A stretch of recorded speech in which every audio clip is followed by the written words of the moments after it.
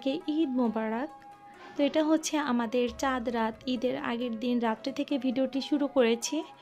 তো আশা করছি আজকের ভিডিওটি আপনাদের সবার কাছে ভালো লাগবে। তো এখানে হচ্ছে আমি চাঁদ রাত্রে মুস্কানের হাতে মেহেদি দিয়ে দিচ্ছিলাম, আর হচ্ছে ঘর ডেকোরেশন করে নিব, আরও অনেক অনেক কাজ আজকে রাত্রে গুছিয়ে রাখবো, যাতে করে ঈদের দিন আমার বেশি একটা ঝামেলা না হয়। সকালে 10টার মধ্যে যাতে সব কিছু কমপ্লিট হয়ে যায়, বাচ্চাদেরকে রেডি করতে পারি, নিজেও যাতে রেডি হয়ে যেতে পারি তাড়াতাড়ি, এই জন্য আর এই জন্য হচ্ছে এখানে আমি চিকেনের যে রোস্টটা করব সেই রোস্টটা হচ্ছে লবণ দিয়ে জাস্ট একটু ফ্রাই করে রেখে দিব। এটা এখন আর রান্না করব না, জাস্ট ফ্রাই করে তারপর হচ্ছে ফ্রিজে রেখে দিব নরমালে। আর এখানে হচ্ছে কালা ভুনার জন্য যে গরুর মাংসটা, সেটা হচ্ছে কষানো দিয়ে, মানে একটা কষানো দিয়ে ভালোভাবে মানে রেখে দিব। সকালবেলা উঠে তারপর হচ্ছে আরও 2-3টা কষানো দিয়ে তারপর হচ্ছে বাগার দিয়ে রেখে দিব, মানে কালো ভুনা যেভাবে আর কি করে।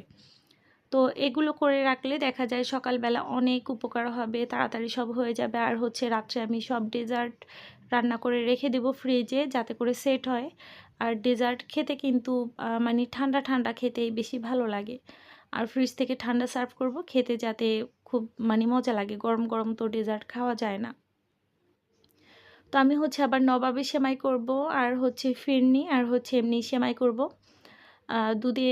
দুধের সেমাইটা করব আর কি। তো এখানে হচ্ছে কালা ভুনার জন্য আমি এখানে প্রায় 4.5 কেজি গরুর মাংস নিয়েছি। আর মাংসটা হচ্ছে এরকম বড়ই রেখেছি, যেরকম আর কি কিনে এনেছে সেরকম। যেটা একটু ছাড়ানো ছিল না সেটা জাস্ট একটু ছাড়িয়ে নিয়েছি, তাছাড়া এমনি পুরোটা এরকম আস্ত আর এরকম বড়ই ছিল। আর যেহেতু কালো ভুনা করব, কোনো আলু দিব না, আর মাংসর পিস বড় হলে ঈদের সময় খেতে ভালো লাগে। তো এই তো খুব ভালো করে কষিয়ে নিব। আর আমি কিন্তু কোনো পানি দিব না, এই মাংস থেকে যেহেতু বেশি মাংস, আর মাংস থেকে অনেক পানি বের হবে, এই মাংসর পানি দিয়েই কিন্তু এটা একটা কষানো দিয়ে এভাবে করে রেখে দিব। তো দেখতে পেরেছেন খুবই সুন্দর একটা কালার হয়েছে। আর আমি ঘরে একটা গোটা মশলা করেছিলাম গরুর মাংস রান্নার জন্য, তো সেই গরুর মাংসের মশলাটা এখানে দিয়েছি, আর সুন্দর একটা কালার এসেছে। আর আজকে যত মানে খাবার রান্না করব সব কিছু হচ্ছে মিল্ক ভিটা, এই ঘিটা দিয়ে রান্না করছি।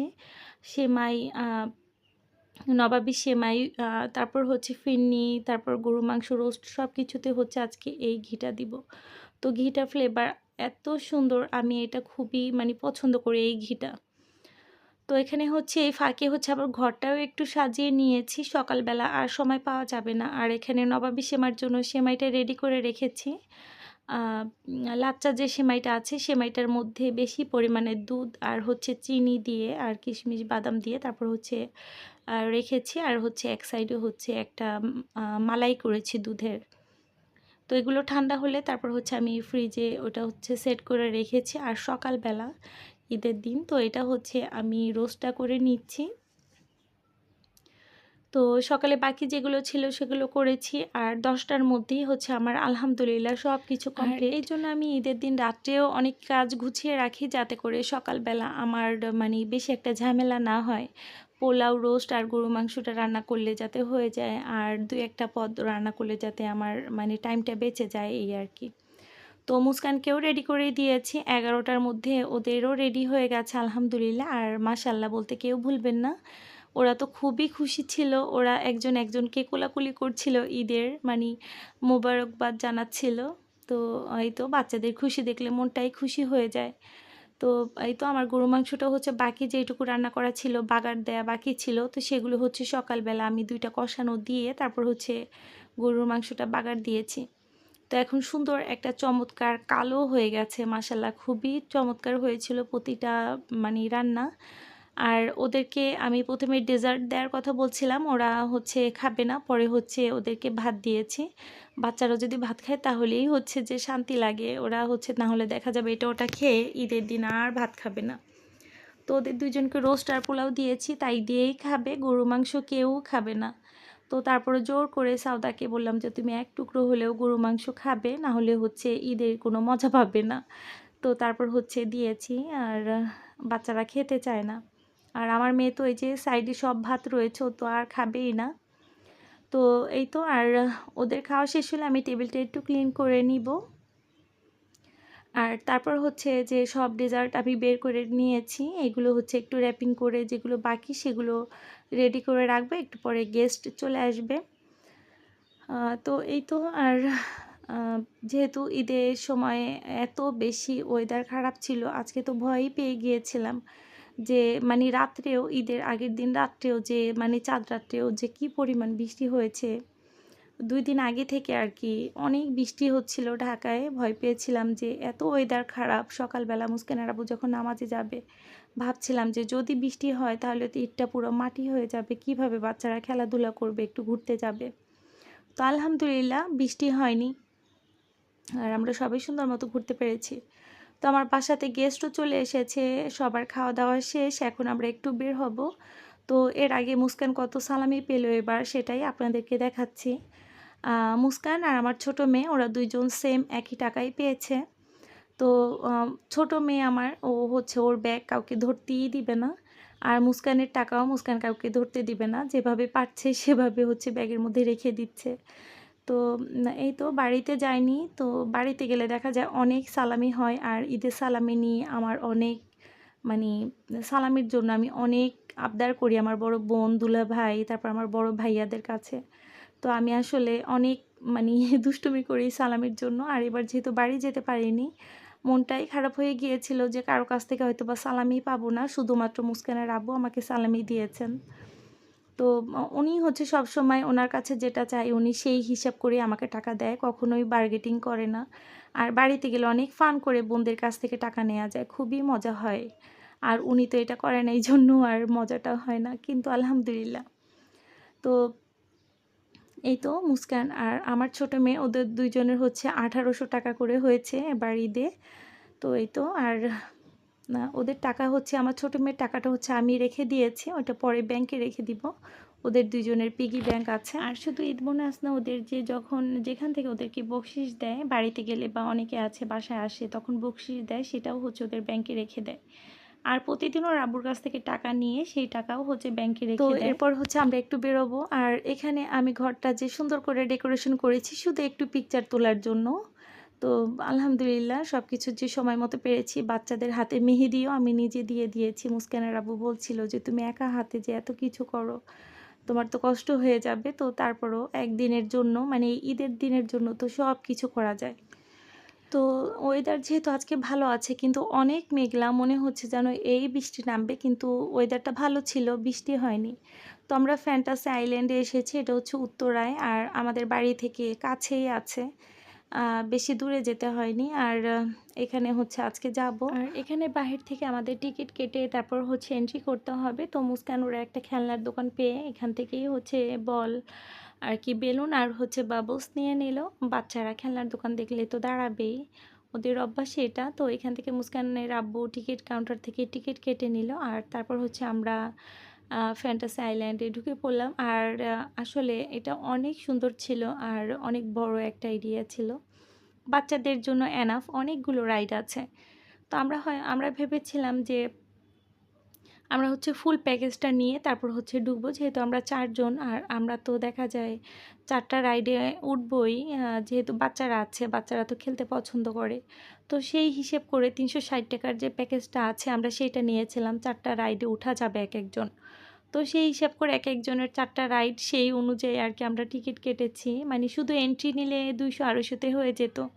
তো আমরা ভুল করেছি, যখন যেটায় উঠবো সেই কাউন্টারেও কিন্তু এখানে এসে তারপর হচ্ছে টিকিট কেটে তারপর হচ্ছে উঠা যাবে। কিন্তু আমরা সেটা করিনি। আমরা হচ্ছে মানে বাহির থেকে পুরো টিকিটটা আর কি কেটে এসেছি যে ৪টা আর কি রাইডে উঠা যাবে, যেকোনো ৪টা। তো পরে হলো কি, এইখানেই যে পিছনে মুস্কানের আব্বুর পিছনে একটা রাইড আছে, এই রাইডটা হচ্ছে ড্রাগনের মতো, খুবই জোরে চলে ট্রেনটা। এত ভয়ঙ্কর ছিল, আমি ভেবেছিলাম হয়তোবা এটা বেশি একটা মানে ভয় থাকবে না, এটা একদম স্লো যাবে। তো এটা এত ভয়ঙ্কর ছিল, আমি ভেবেছিলাম আমার ছোট মেয়েটা আমার হাত থেকেই হয়তোবা ছুটে পড়ে যাবে এরকম। ওকে অনেক জোরে ধরেছিলাম যে হাত থেকে আল্লাহ আল্লাহ বাঁচাক, যে ও পড়ে না যায়, সবাই আমরা ঠিকঠাক মতো থাকি। তো তারপর হচ্ছে এত ভয় লেগেছে। তো পরে হচ্ছে মুস্কান আর মুস্কানের আব্বু এখানে আরেকটা ট্রেনে উঠেছিল, কিন্তু তারপর হচ্ছে আর কোনো আ রাইডেই আর কি আমাদের ওঠা হয়নি।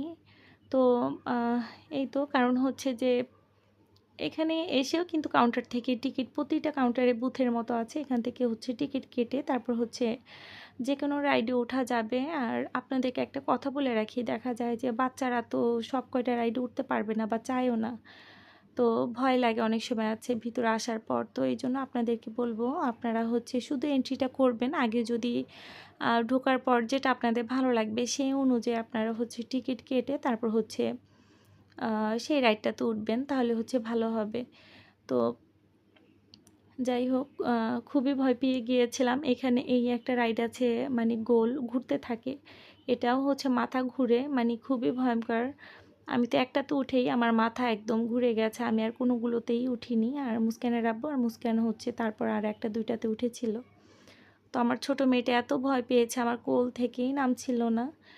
তো আল্লাহ বাঁচিয়েছে আর কি, খুবই ভয় পেয়ে গিয়েছিলাম। আমি রাইডে আসলে তেমন একটা উঠি না, এমনি ঘোরাঘুরি পছন্দ করি, এটা আর কি আমার ভালো লাগে, কিন্তু কোনো রাইডে ভালো লাগে না। কিন্তু এই ট্রেনটা খুব ইজি ছিল, এখানে সব থেকে সহজ আমার কাছে মনে হয়েছে দুই তিনটা আছে আর কি এরকম। তো এখানে আছে উপর থেকে নিচে ফেলে দেয় জোরে জোরে ধাক্কা দিয়ে, এটাও খুবই ভয়ঙ্কর। মানুষ বুঝি না যে এত মানে টাকা খরচ করে তারপর এত মানে ভয় পেয়ে কেন এই রাইডগুলোতে উঠতে হবে সেটা বুঝি না। তো তারপরে সবার এক একটা চয়েস থাকে, এক একজনের এক এক রকম ভালো লাগা, তো সে ভালো লাগা থেকে হয়তো বা অনেকের অনেক কিছু ভালো লাগে, আর আমার আসলে এটা পছন্দ না। তো মুস্কান আর আব্বু প্রথমে মনটা একটু খারাপ ছিল, বাড়ি যেতে পারিনি, আসলে আমার শরীরটা বেশ একটা ভালো না, এই জন্য হচ্ছে বাড়িতে যেতে পারিনি। তো আমরা সবসময় বাড়িতেই ঈদ করি, বাড়ি ছাড়া ঈদ আসলে ভালো লাগে না। বাবা মা ভাই বোন আত্মীয় স্বজন সব বাড়িতে, এখানে শুধুমাত্র আমরা তো, বাড়ি ছাড়া আসলে ঈদটা সম্পূর্ণ হয় না। কিন্তু এবছর ঈদে যে কত মানে মানুষ মারা গেছে, শুধু এই যে জার্নি করে বাড়িতে ঈদ যাত্রা যে কত ভয়ানক, মানে এটা ভেবেও আমার খুব ভয় লাগে বাড়ি যেতে এখন।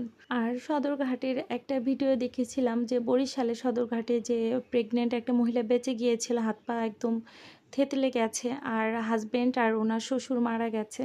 মানে কি যে ভয়ঙ্কর একটা দৃশ্য, এখন পর্যন্ত ফেসবুকে ইউটিউবে ঢোকা যায় না, এই ভিডিওগুলো চোখের সামনে আসতেই থাকে। আল্লাহ আপনি ওনাদের বেহেশত নসিব করুন আর ওনাদের জীবনের সকল গুনাহ মাফ করে দেন। কত যে ভয়ঙ্কর মৃত্যু হয়েছে সেটা আল্লাহই ভালো জানে, আর কি বলবো মানে বলার কোনো ভাষা নেই, মানে খুবই কষ্টের মৃত্যু হয়েছে।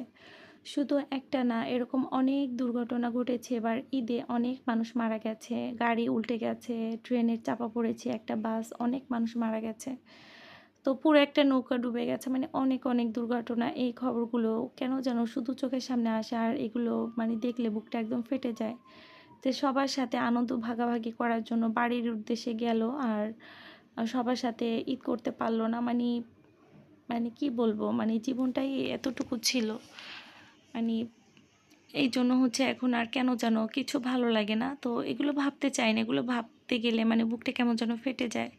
কিন্তু তারপরেও শুধু মানে এগুলোই মানে মুখে আসে সারাক্ষণ, এগুলোই চিন্তা কেন যেন চলে আসে। তো মুস্কানের এত খারাপ লাগছিল, ওর ঘুম চলে এসেছিল, যেহেতু একদম সকালে উঠেছে যখন ওর আব্বু নামাজে যায় তখন।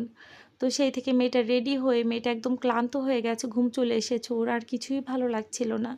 এখানে আবার একটু কনসার্ট হচ্ছিল, গান হচ্ছিল, তো আমার ছোটো মেয়ে আবার একটু এনজয় করছিল, নাচানাচি করছিল। কিন্তু মুস্কানের ভাল লাগছিল না, ওর ক্ষুধা লেগে গিয়েছিল, ভিতরে যেহেতু খাবারের কোনো ব্যবস্থা ছিল না, তো একটা রেস্টুরেন্টের মতো ছিল, কিন্তু সেখানে আর আমাদের ঢোকা হয়নি। সিনেমা হলও আছে ভিতরে, আসলে ওইটা অনেক বড় একটা ছিল আর কি। তো যাই হোক, আমরা ওখান থেকে চলে এসেছি। এখান থেকে হচ্ছে মুস্কান এখান থেকে ডোনাট অর্ডার করেছে, আর হচ্ছে এখান থেকে ফ্রেঞ্চ ফ্রাই আর হচ্ছে ওয়াফেল খাবে। তো আমার হচ্ছে ফুচকা খেতে মন চায়, দেখা যায় ঈদের দিন ফুচকা না হলে কেমন যেন ভালো লাগে না, যেহেতু এবার বাড়িতে ফুচকার কোনো আয়োজন করিনি। আর আমরা এই চকলেট পোকা মেয়েগুলো যেখানেই যাবে চকলেট দিয়ে ওভারলোড কেক, এরকম ওয়াফেল বা হচ্ছে ডোনাট এই টাইপের এগুলোই বেশি খেতে পছন্দ করে। তো যাই হোক, আজকের ভিডিওটি এখানে শেষ করব, আর সবাইকে আবারও ঈদ মোবারক। সবাই ভালো থাকবেন, সুস্থ থাকবেন, আমাদের সবার জন্য দোয়া করবেন। আল্লাহ হাফেজ।